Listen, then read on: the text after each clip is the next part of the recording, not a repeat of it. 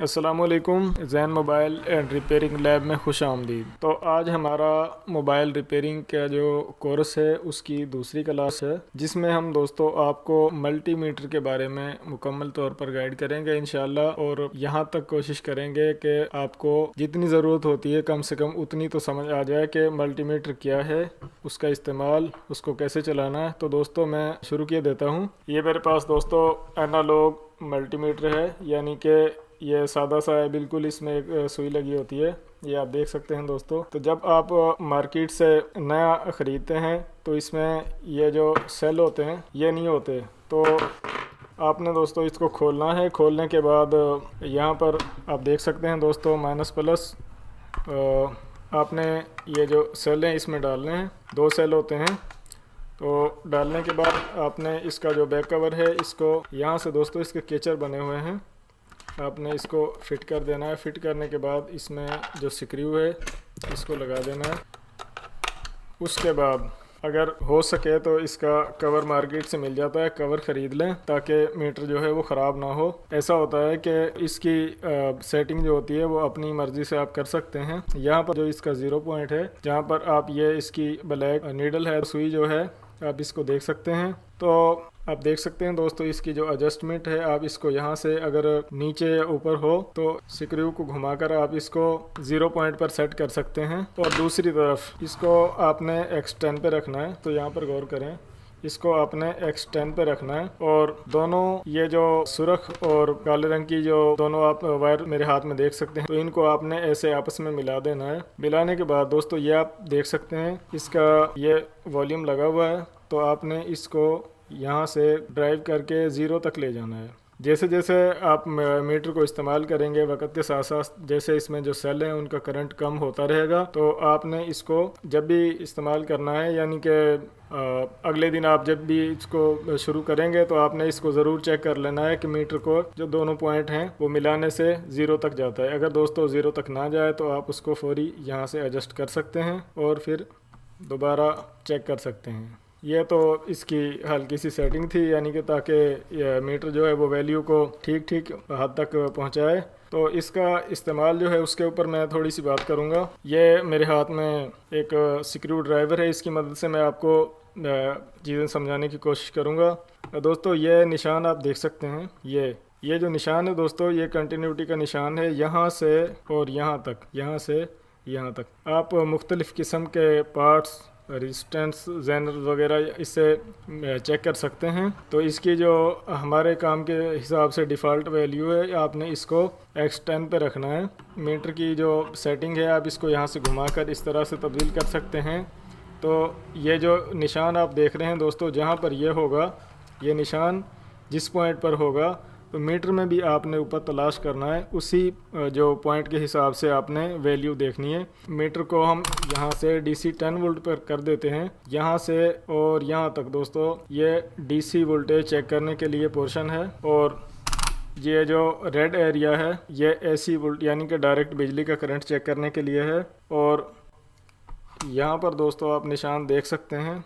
अगर इस जगह पर आप इसको मीटर को रखेंगे और किसी पुर्जे को या किसी चीज़ को भी चेक करेंगे तो अगर उसकी वैल्यू पूरी आएगी, यानी कि ऐसे ही लगेगा जैसे किसी लाइन को तलाश कर रहे हैं, तो अगर वो पूरी वैल्यू बोलेगा तो इससे बीप की आवाज़ निकलेगी जो आप सुन सकते हैं।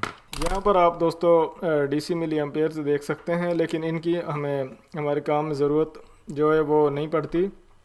हम ज़्यादा से ज़्यादा DC वोल्टेज और ये जो कंटिन्यूटी है यानी कि पार्ट्स चेक करने के लिए इस्तेमाल करते हैं।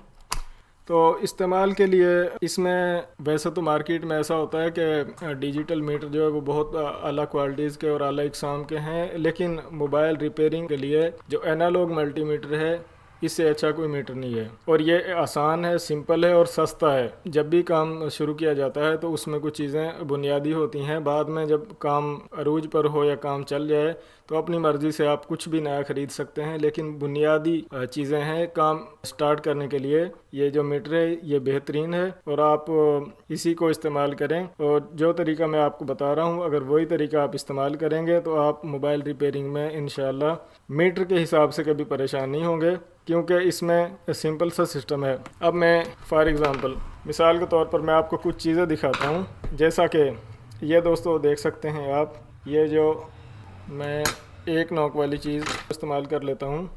ये आप देख सकते हैं दोस्तों, ये जो ब्लैक रेजिस्टेंस लगी हुई है, ये दोस्तों देखने में तो एक जैसी हैं, लेकिन इनकी वैल्यू जो है वो किसी की कम है, किसी की ज़्यादा है। यानी कि जो बड़े पुर्जे, बड़ी यानी कि जो रेडियो सिस्टम और टीवी सिस्टम होता है, उसके जो पुर्जे होते हैं वो बड़े बड़े होते हैं, उनके ऊपर जो मुख्तलिफ़ कलर्स होते हैं और नंबर्स लगे होते हैं। तो दोस्तों ये जो मोबाइल्स में पुर्जे इस्तेमाल होते हैं, इनकी सिर्फ जो है शक्ल एक जैसी होती है, वैल्यू कम होती है, यानी कि देखने से नहीं पता लगता कि जो रेजिस्टेंस लगी हुई है वो कितनी वैल्यू की है। तो इसको सिंपल मीटर से चेक करना है। तो मीटर से चेक करने के लिए बस दोनों पॉइंट्स जो हैं वो किसी भी पार्ट्स के जिसको चेक करना है उसके दोनों अतराफ़ में लगाएंगे, तो जो मीटर की जो सुई है वो ऊपर हरकत करेगी। तो आप उसको आपने ऑब्ज़र्व ये करना है कि जो हमने रेजिस्टेंस या जो भी पुर्जा चेक किया है उस पर सुई ने कहाँ तक काम किया है। तो हमने 7 के बोर्ड में से उतनी ही वैल्यू का पुर्जा जो है वो तलाश करके और रिप्लेस कर देना है। तो इससे आसान और अच्छा हल जो है वो नहीं हो सकता, क्योंकि इनकी वैल्यू जो मुख्तलिफ होती है, लेकिन शक्ल एक ही है। अगर आपने कंटिन्यूटी पर आप काम कर रहे हैं तो आपने यहाँ पर ये जो ऊपर की लाइन बनी हुई है इसको आपने ध्यान करना है, जहाँ तक भी ये जो सुई हरकत करेगी। अगर आप एसी वोल्टेज चेक कर रहे हैं तो आपने ये जो रेड निशान लगे हुए हैं दोस्तों, इस पर आपने अपना फोकस रखना है। और अगर डीसी वोल्टेज चेक कर रहे हैं तो ये आप देख सकते हैं दोस्तों।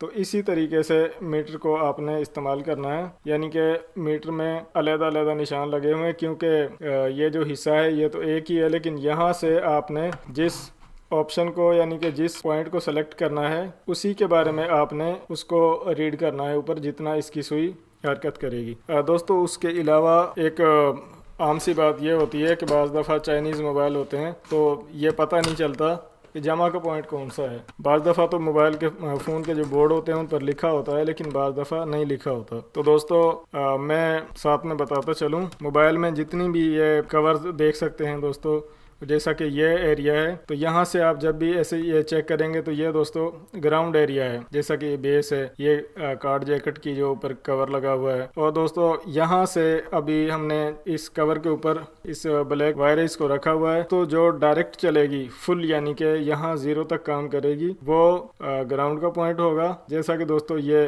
ग्राउंड का पॉइंट है, इस पर जो है वो मीटर फुल काम कर रहा है। लेकिन जो थोड़ा सा कम चले, जैसा कि दोस्तों ये आप देख सकते हैं, अगर पहले की निस्बत यानी कि जैसे ग्राउंड से हमने पॉइंट को चेक किया, अब जब हम दूसरे पॉइंट को यानी कि जमा वाले पॉइंट को रेड वायर से कनेक्ट करेंगे तो दोस्तों मीटर जो है वो थोड़ा सा पीछे रह जाएगी उसकी सुई और कम हरकत करेगा। तो दोस्तों जो कम हरकत करे वो जमा का पॉइंट है, चाहे किसी भी किस्म का मोबाइल हो या कोई भी डिवाइस हो, और जिस पर जो फुल काम करे वो ग्राउंड पॉइंट होता है। और जो सेंटर पॉइंट होता है दोस्तों, जिसको BSI कहते हैं, उस पर अगर हम लगाएंगे तो मोबाइल्स की मुख्तलिफ वैल्यूज़ होती हैं, लेकिन कदरे कम काम करेगी।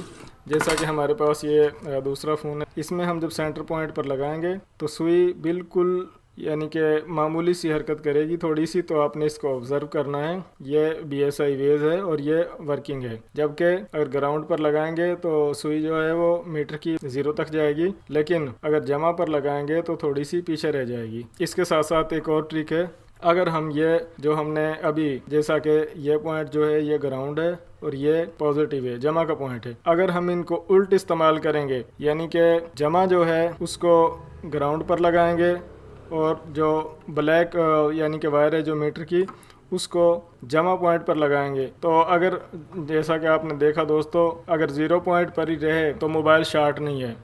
लेकिन अगर सुई जितनी ऊपर तक जाएगी यानी कि उल्टे लगाने से, जो आपने ग्राउंड पॉइंट है उस पर आपने रेड वायर रखनी है और जो पॉजिटिव पॉइंट है उस पर आपने ब्लैक वायर रखनी है। तो दोस्तों जितनी सुई ऊपर तक जाएगी मोबाइल उतना शार्ट होगा। तो ये इसमें 2 चीज़ें मैंने आपको बताई हैं, मैं दोबारा से रिपीट किया देता हूँ, भूलना नहीं है, क्योंकि बार बार शायद वक्त ना मिले। एक एक पॉइंट कीमती है। अगर एक पॉइंट, जैसा कि ये पतरी आप देख सकते हैं दोस्तों, ये जो ग्राउंड एरिया है, यहाँ पर ये जो बोर्ड का हिस्सा है ये ग्राउंड है। यहाँ से हम जब ये पॉइंट चेक करेंगे तो जो मुकम्मल पॉइंट 0 तक चलेगा वो ग्राउंड पॉइंट है, और जो थोड़ा सा पीछे रह जाएगा, यहाँ पर आप देख सकते हैं दोस्तों, यहाँ तक रीडिंग है। तो ये जमा का पॉइंट है, और जो BSI पॉइंट होता है सेंटर वाला, वो बिल्कुल थोड़ा सा उस पर जो है वो मीटर हरकत करता है बाल बराबर। तो दोस्तों अगर हम इनको उल्टा लगाएंगे, उल्टा लगाने से अगर इस तरह उल्टा लगाएंगे, अगर उल्टा लगाने से